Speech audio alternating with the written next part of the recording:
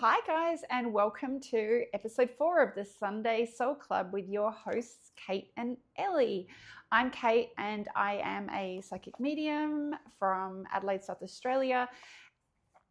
And I am Ellie. I am a spiritual counselor, but I've always been a seeker and someone who is extremely curious about everything soul orientated. Yeah, and I'm really excited about our episode today because this is where I really get to nerd out.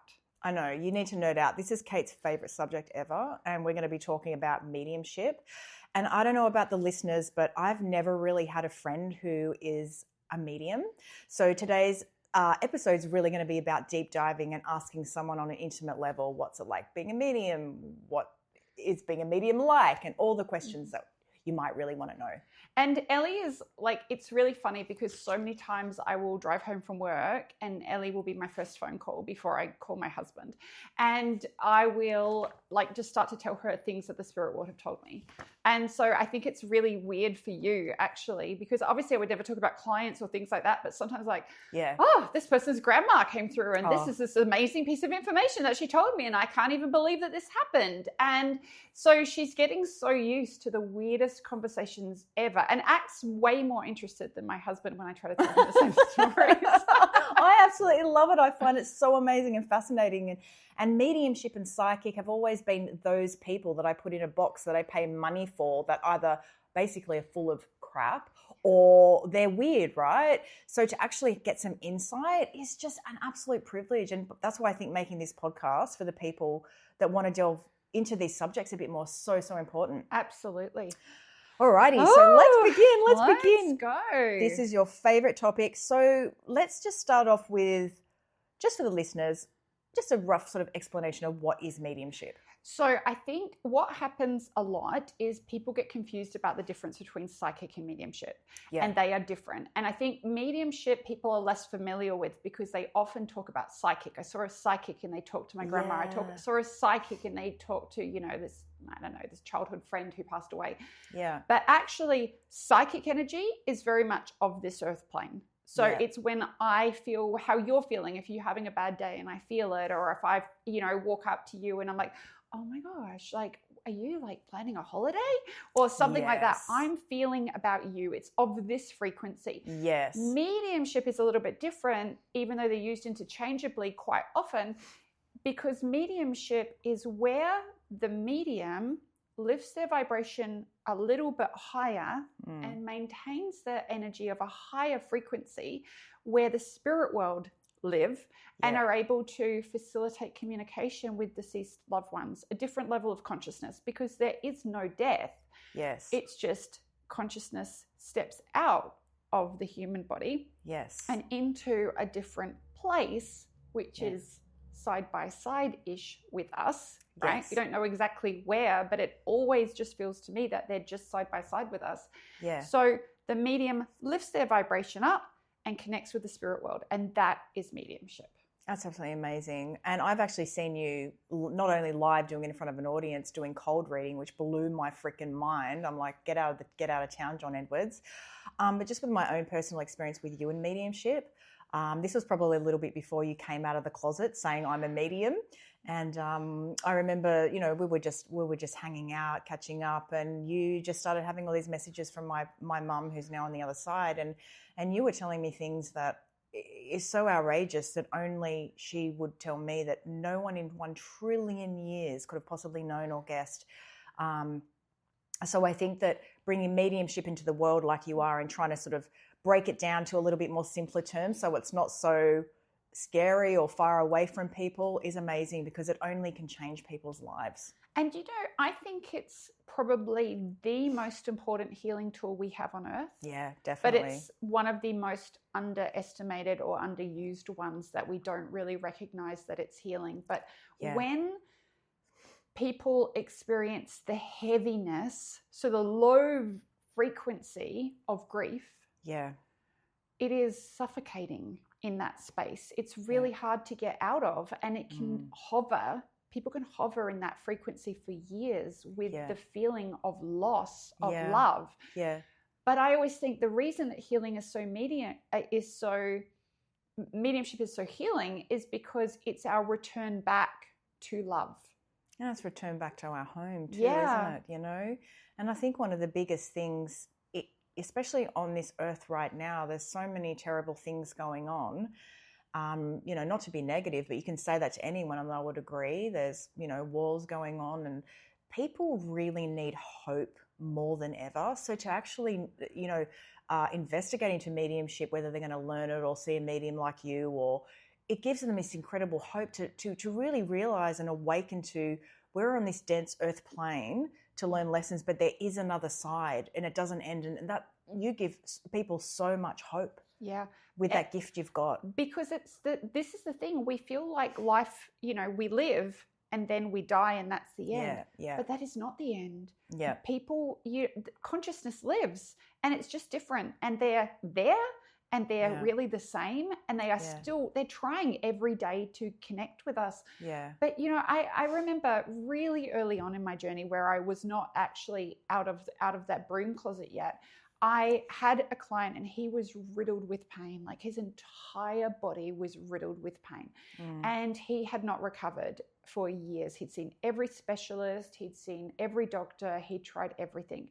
And he ended up in a kinesiologist's office. And the thing that came up, I'm like, but there's grief in your body. And he started to cry and he said, well, when I was a child, I lost my dad. And I'm like, oh my gosh, is this the time to do it? Because I could feel his dad right there.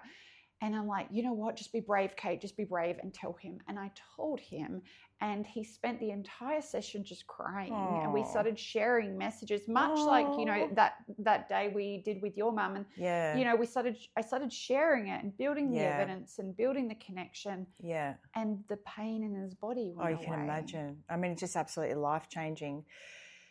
Can you try to help our listeners understand from your perspective what it is like when someone comes through? What does that feel like? How is that information filtered through you to someone else? What is it like being a medium? It is busy. So you know me quite well and you know that I'm actually always on. I'm very rarely off. And my brain just sort of goes and goes and goes. But what it is like is when I'm getting information, because if I'm working in a session with somebody where I have, I'm working with them, so I'm mostly in psychic, right? Yeah. Because I've got someone on the table when I'm really, really feeling into what their response to every single thing that I say is, because I use that as a big toolkit. Of course. And then when the spirit world starts to come through, it feels like suddenly there's just another person standing in the room with me.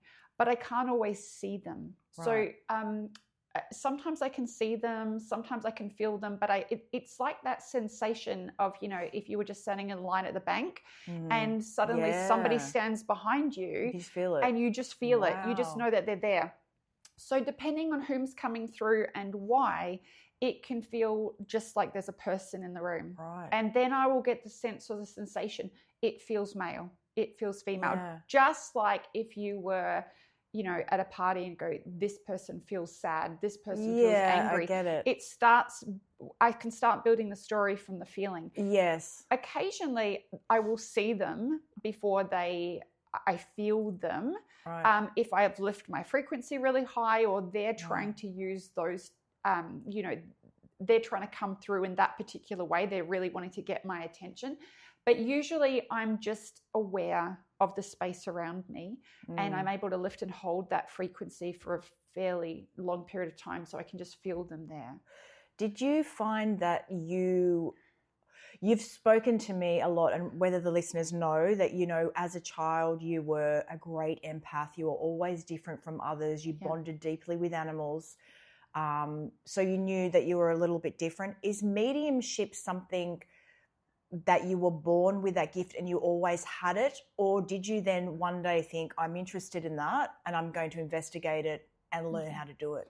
I always had it. So I grew up in Auckland in New Zealand, and we had an old house, and it was a beautiful house. I had the happiest upbringing ever. Yeah. But all of my childhood memories, I can remember not being alone. But at that time, I would see apparitions of ghosts. So I would see the physical, it's very stereotypical, like the white movements of going up and down hallways or walking in and out of my room. And so I was really terrified of that, actually. And I would cry and, be upset. And I didn't sleep very well as a child because I didn't understand it. Yeah. But I would have a lot of feeling because I'm so empath related. So I would also, if I didn't see the apparitions, I would feel that I wasn't alone. Or I would hear things or have sensations of somebody wanting to be near me or connect with me, but I could never put it all together as a child. So it was very, very strongly there, but I was not able to piece it together until I was older. And because it was the 80s, right? Like, I mean, who's going to help the weird kids? Exactly. You just watch Poltergeist and say, that's Kate. Talking to the TV screen, I think, whatever. That's exactly right. So it was just a weird time, and I have the coolest parents, but they're not that way inclined. And so because I always had such strong sensations and because I was so good at psychic from a very, very early age. But I just didn't realize I was so good at psychic. As I started to get older, I started really learning what it was and starting to piece it together and starting to practice how to use it. So basically harnessing the power of it and really moving in. And I just have a question. So I know some of the listeners might, there's so many questions about this. It's such a huge topic, but, do they ever interrupt you? Like, you're at the supermarket picking your favorite cheese or, there's a stranger next to you, like, or not? Is it, do you get sort of interrupted with it? I have many, many times been interrupted, but I have very good boundaries. And that's the most important thing. So there's been plenty of times when I have been, especially in the years like 2017, 18, 19, where I was really trying to build mastery over the skill set. My boundaries weren't as strong. So there would be a lot of the time where I would just be going somewhere, I would just feel it. Like I can remember going to the Adelaide jail for, I can't even remember why. And as I'm walking through the Adelaide jail, this man just was following me around, and I actually felt really sorry for him. He was such a nice guy, but he clearly had some mental health issues and he had died in the jail, but he had been sent to Australia for just stealing. And he was really had a lifetime of petty crime. Like everything he did was really, really petty. It wasn't anything major, but he spent a lot of time just following me around, and I just didn't know how to get rid of him. And it felt a little bit scary to start with. But over the years, I have been able to gain a little bit of boundaries where I'm either working or I'm not, and I'm not interested at all. Okay, that makes sense. So many times I've had times where people in the spirit world have come to me and are saying things like, "You don't understand. My wife that is so upset. Oh my gosh. You need to tell her I'm okay." Oh boy. I even had somebody when I was really strong in my developing years, and he was giving me a phone number and saying, "Call this number. You need." And I'm like, "You need to back up," because he was so forceful and so close to me. And I'm like, I'm not calling this. I'm not calling this. You don't want to be person. bullied. Yeah, exactly. He was a bully, right? So I have found that the violations of those boundaries are generally people who are a little bit more forceful by nature, and they would like to get their message across, which I understand because for them, they're so excited. Here's somebody who's available and they can hear me to do something on the human plane, because actually they're communicating with us all the time, but we don't listen. Or we don't know how to tune into it. So they're like so frustrated. Clearly he was upset. He's there every day with his wife. She's so depressed. She's crying all the time. He wants to give her relief. But if you're not raised in an environment to really know to receive that, or there might be a sign or a beautiful bird that's sent, or a butterfly that comes and lands, he's trying to give the information, but we are not ready to pick it up. So interesting. That's such an incredible thing to touch base on, because a lot of people are so closed, you know, and they might want hope, or they might want to sort of dip their finger into the other world, whether it's psychic or possibly my loved ones could still be around. You have so many stories that, you know, that they can leave coins, or, you know, like you were saying, birds or butterflies, and so many things. How do you think, like, the average person that's listening to this thinking, well, that's really great, Kate's a medium, but can anyone develop it? Anybody can develop it. Anybody can develop it. And this is what I'm so passionate about, because even people who, everybody's psychic. We've talked about that. Yeah. Every single person has some sense of it. Even my husband, who's really analytical, really IT, you know, works in, you know, large corporations and things like that. Yeah. I mean, even he's like, oh, you won't believe this thing that happened. I just was thinking of my friend who's not interstate with me, and all of a sudden I open up the door to the boardroom and he's just sitting at the table, and I just thought of him a second beforehand. And that's not even somebody who's interested or trained in psychic. Yeah, of course. So we are all psychic, and if we all lift our vibration slightly to the mediumship plane, we are able to connect with the spirit world. It's just a learning of how to do it. That's all it is. It's kind of like learning to ride a bike, right? Like, as a child, I had a bike, but I didn't know how to ride it. And as I got older, I had to learn. That was me putting the mediumship together. Once you know how to do it, you can't ever forget how to do it. It's just finding a way to lift your vibration into a slightly different place. And that, I mean, I know I make it sound easy, but it also sounds really confusing. But Kate, what does that mean? Yeah. Lifting your vibration into a different place. How do you lift your vibration? How does someone that's interested in investigating mediumship in their own life, how do you lift your vibration? It is... I know what it is. Fun music, right? Yeah, exactly. Being super happy. I am, you know me, so I'm always like to do fun things. I like to be really happy, because the thing about mediumship is, what we would say is, the medium lifts their vibration and the spirit world attempts to drop theirs. Yeah. And there's a beautiful meeting place in the middle. Yeah. And so when we can find the meeting place, so what ways can anybody lift their vibration? Do they like to do it through dance? Do they want to do it through song? Do they want to do it through meditation and connecting to the vibration of love and feeling peaceful and feeling happy? But I mean, even if I'm really busy and my brain is distracted and I've got kids calling me and I, you know, have to do a million jobs, I still know how to get myself to that vibration now. Yeah. So it is just like riding a bike, but you have to know how to get there. And as soon as you know how to get there, you will never forget how to get there. Yeah. That's incredible. So I remember doing your course, Tuning In, which for all the listeners, it comes around about 3 to 4 times a year, and it's absolutely profound, changed my life. And you can find and follow Kate on Instagram, or, you know her email and so forth, and we'll be releasing dates soon. I think we've got one coming up in October in Adelaide. But I remember when we got to it's basically talking about intuition, psychic and mediumship. When we got to the mediumship part, I found personally that I am actually really psychic. I realized that I do it all the time, and looking at a photo, I can read anyone by... Actually, the first time I met you, I said, I just love your face. It's just so kind. As soon as I saw you, I just knew we're going to be friends. You know, that's just it all in action.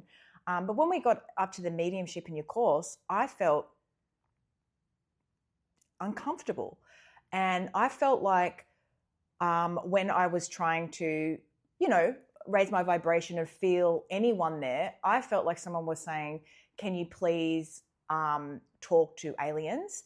And I closed my eyes and the only thing I saw was E.T. on a bicycle, like over and over again. And I'm like, okay, so not even that, I can't even talk to an alien. I'm talking to a fake alien, but I'm supposed to be talking to a dead person. So, and I wasn't worried about it. I could see people getting up and giving it a go and being absolutely unbelievable. So I suppose my question is, I feel like, wow, I just really I was just like a dead door, like, I don't know what you call, like, just dead in that sense.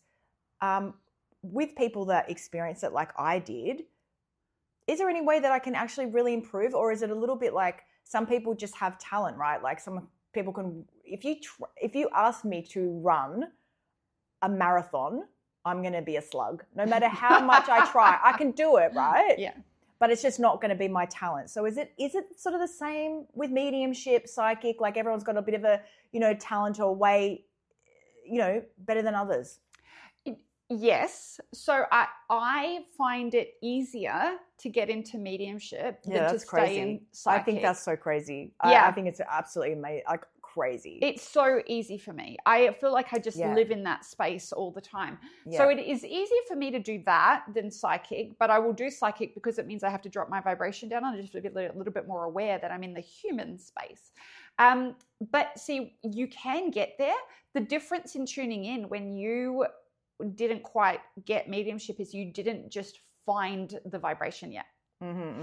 But as soon as you get it, and there were people who did find it, and they're like, "Oh my they gosh, really did. It was incredible. I can't even believe I got that. Yeah, I can't do this." Yeah. Once you get it, and you just haven't got that one there, but it is available to you, and we just keep on practicing, and you will get it. And that's one of the reasons why sometimes, I know it can feel a little bit uncomfortable in tuning in, where we have to do cold reading, but it's really important because once you get the feeling, you're like, oh my gosh, I can't even believe it. Yes, I was talking about this grandfather, and this grandfather was talking about his farm and his pigs, and he was really into them, and he was breeding them, or whatever story it is. You're like, how did I know that? They know what I'm talking about with the vibration. They've got it. And it must be so investigative for them. They're like, oh my God, I want to do more and more and more. Yeah. And it's such an exciting journey to be on. Well, it's addictive because suddenly you now have proof that we don't die. I think also there's probably a part in me that is a little bit scared to talk to dead people. Like without me, I talk to spirit at night, that's God or my spirit guides a lot, asking for my team to help me. Like I'm always in communication. But I think that if I saw a dead person, heard a whisper, if I I would literally be in a psych unit. So I definitely would not be on the phone to you. But you know what I mean? It's just that there is that little fear there of letting go as well. And you've just answered your own question of why you never got to that vibrational place. Exactly. There we go. Right. Awesome. But that is the reason why, because the truth is, it is scary. It is, yeah. It can feel really, really scary. I mean, you're around me enough to know that I'm like, oh, a ghost just opened that door. Or, oh, wow, did you hear that knocking? And I'm like, do it again, spirit world. And they knock again. And I'm so used to it that it doesn't freak me out in any which way. Yeah. But there have been times I have been nervous. There have been times when the spirit world has touched me. Wow. And I have a very strict rule. Nobody's allowed to touch because I don't like that. But I have been physically touched. I have been grabbed. I have been poked. Wow. And I don't like it. So now my boundary is no, never touch. You're never allowed to touch me. And that, they're always respectful. When you know what your boundary is, don't talk to me when I'm in the supermarket. Don't talk to me when I'm with my kids. Don't talk to me when I'm going to bed at night. I can remember being in Singapore a few years ago, and I just woke up and I was asleep. So I wasn't as strong with my boundaries. Oh. And there was just a Singaporean lady just, she was so demanding. And she's just talking to me, and she was so outraged over something her daughter had done. Oh, no. And I'm like, no, I'm on so holiday. Stressful. Not today. Go away. Wow. So, when you get strong with your boundaries, you can be like, okay, during 9 to 5, when I'm awake, I am okay with hearing a little whisper or things like that. But just no at nighttime, or, when your husband's away or whatever it might be, where you don't want to hear them. So just touching base on, at the beginning you were saying that it's a feeling, and I thought it was an amazing analogy when you're at the bank or, anyway, you just feel like someone's behind you. When the phone number was being given to you, or there's more sort of profound messages, not profound, but, more detailed messages coming through, do you hear it? Or how did you see the phone number? Like, was it hearing, seeing, a feeling of the number? So when,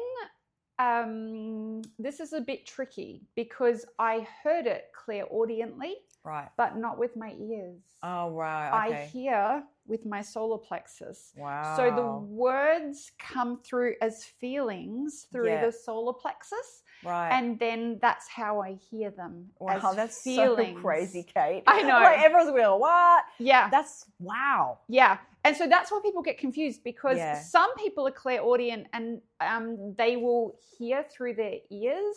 I only hear through my solar plexus region around. I'm visually showing around here because this is where I feel it. It's not here physically touching my body. Right. It is just here. And because I'm such a strong empath, a lot of the times if I'm working with the spirit world, if they're talking, I will hear it here. Yeah, right. Or if I'm learning and they're trying to communicate, they will communicate with feelings. Yeah, right. So Amazing. it'll be, showing me a picture and, of this beautiful family dinner.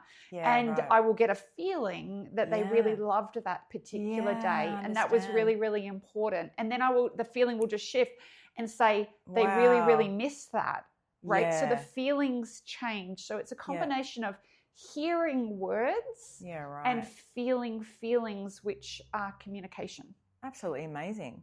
So a lot of mediums, they would either hear a lot or see a lot, or there's a different clairs, aren't there? Yes. What are the clairs to run through?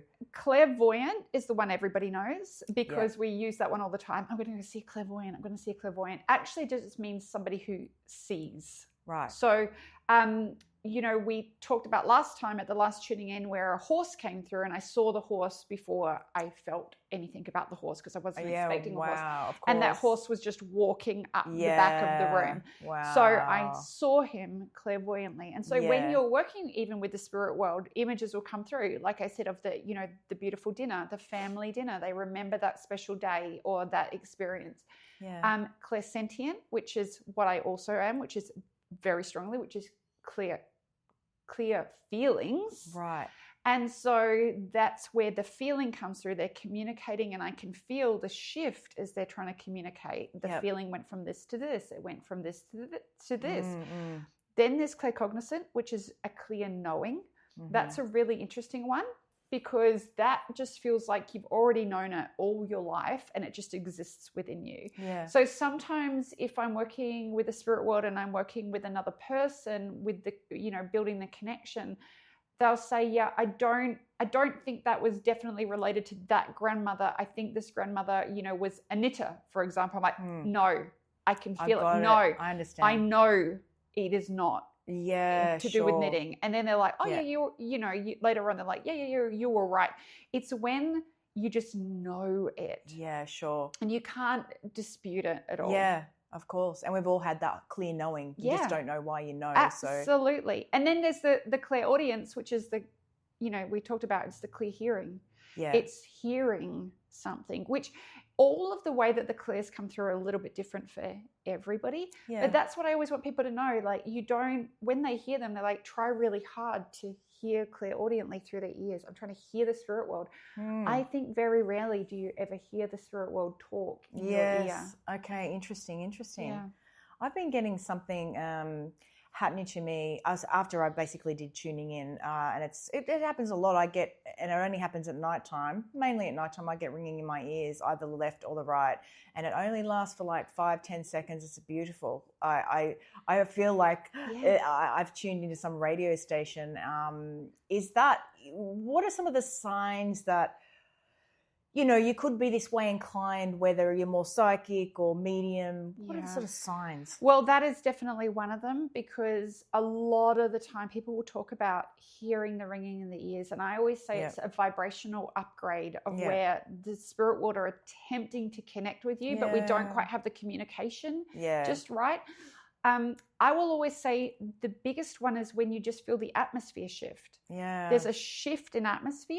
Yeah. And you're in the kitchen, maybe you're cooking a beautiful soup and you're chopping up veggies and things like that. And suddenly you just feel something different. Yeah. It's like when a real horrible person walks in the room, you're like, ew. Or like, or a really nice person walks in the room. Or a really nice person. Yeah. And you feel that. You can feel the energy. You feel the energy change. And then you know that somebody is attempting to connect with you. Yeah. Wow, Kate. This is the best conversation. We could probably talk about this for about 47 hours. this is the thing, I nerd out on it so much. It's You all I do. care about talking about. I know. It's amazing. It's so freaking exciting. So before we end this podcast, can you tell us and share a story that's close to your heart about basically talking to a dead person? Tell us a cool story about something profound or amazing evidence or... Yeah. So many years ago, I was at in a tiny country town, and I was sitting there watching a movie. It was a new movie that had come out. I'd gone with my kids. It was in the middle of the week, so nobody was at the cinema. Mm. And I was talking to the lady at the cinema, and she was talking about how her husband had passed away. And instantaneously, he was just right there. And he was talking to me so much. And he was actually hilarious because he was such a country guy. So he swore a lot. And I knew he died of pancreatic cancer. Wow. And I knew that he never got medical help when he should have because he doesn't believe in doctors and they're all kooks. But really, he was just scared. Yeah. So we're really, really building I'm building this connection, and I just didn't really know what I should do. Yeah. And I started to tell her, because it was just us in the cinema. It was old-fashioned cinema where you have like the tickets and things like that. Yeah. And basically he was saying she should sell it. And what she ended up telling me is that she wanted to sell it because she wasn't coping anymore, but the cinema was his dream, not hers. So she was stuck in this place of wanting to please him. Yeah, that's right. And of course, now he's gone. She has to work the cinema forever.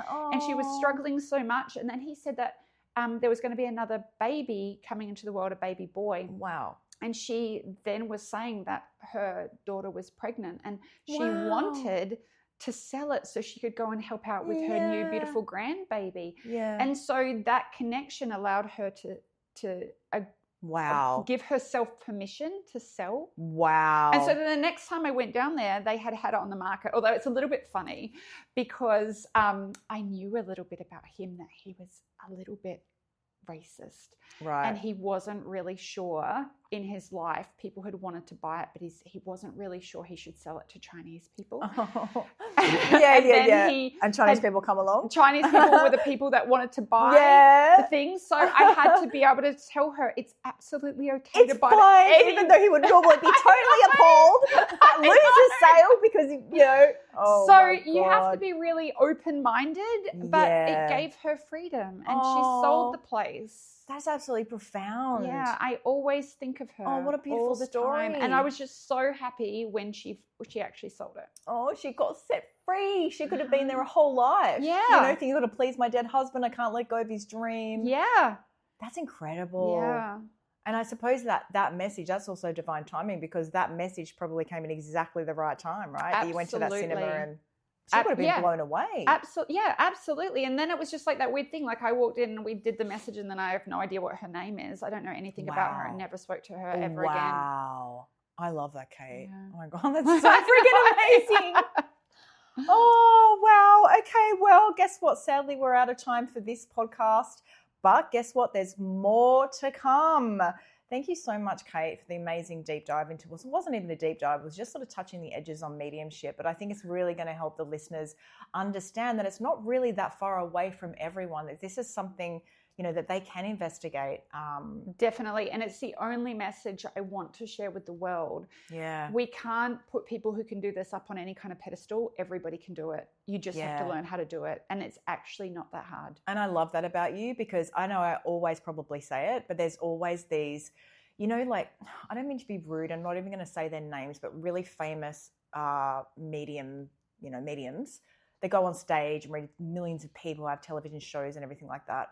And I'm like, ew, like I wouldn't even want to sit and have lunch with them. Do you know what I mean? They're very, you're there. Yeah. And if I answer the question, then you are so blessed. And it's just that energy, right? And you're so open. You're so, such an incredible teacher, and your message is profound because you just want to help humanity reach a higher vibration, so everyone can really understand that there's more to it. Absolutely, and I don't want them to lose their power. Yeah. Every single time we're paying someone else, and of course I support people on their journeys too, but every single time we're asking one of them for help, we're outside of our power. How about we step right back in? Yeah, I love that. That's all that matters. I know. God, I love that. There's so many people out there that are like, is he the one?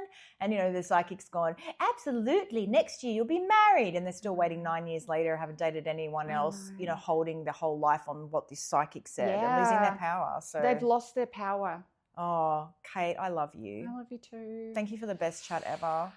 Thanks for tuning in, everyone. We can't wait to see you on our next episode. Absolutely. Thanks, Ellie. See you guys next time. Bye.